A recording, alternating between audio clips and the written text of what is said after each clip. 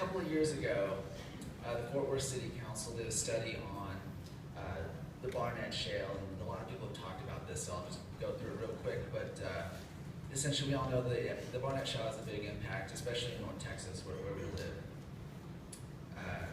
In fact, in the last 13 years, Barnett Shale has generated almost 40% of the area's economic growth has been attributed to the Barnett Shale.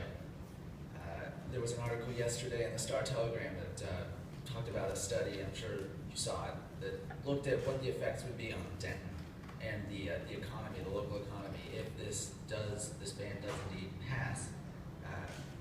And essentially, the study said that the city would lose $250 million and 2,000 jobs over the next decade. Now,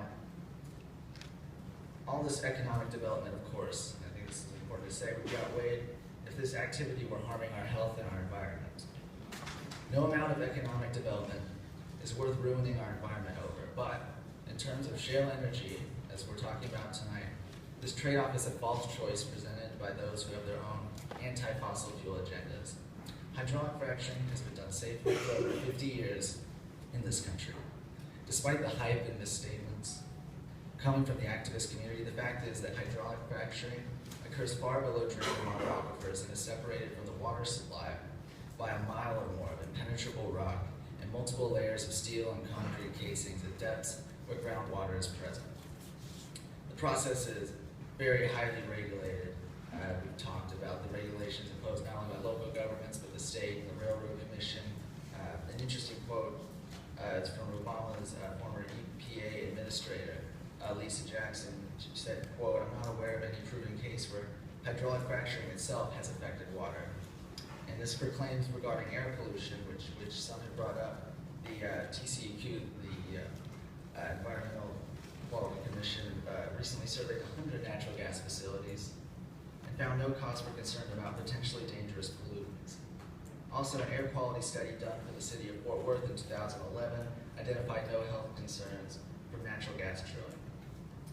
Today, there's a number of rules at the state and local level, like I said, designed to ensure the safe, responsible, proper management of all aspects of hydraulic fracturing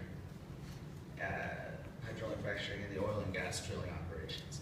The technology is sound and safe, and claims to the contrary are, in many cases, merely tactics designed to slow down or stop oil and natural gas drillings for reasons unrelated to environmental concerns. So, in conclusion, I think it's a real shame. I encourage you to look past these bogus claims and please make the right decision. The decision to allow responsible energy development to continue in Denton. Thank you. Thank you. Next speaker will be number 52.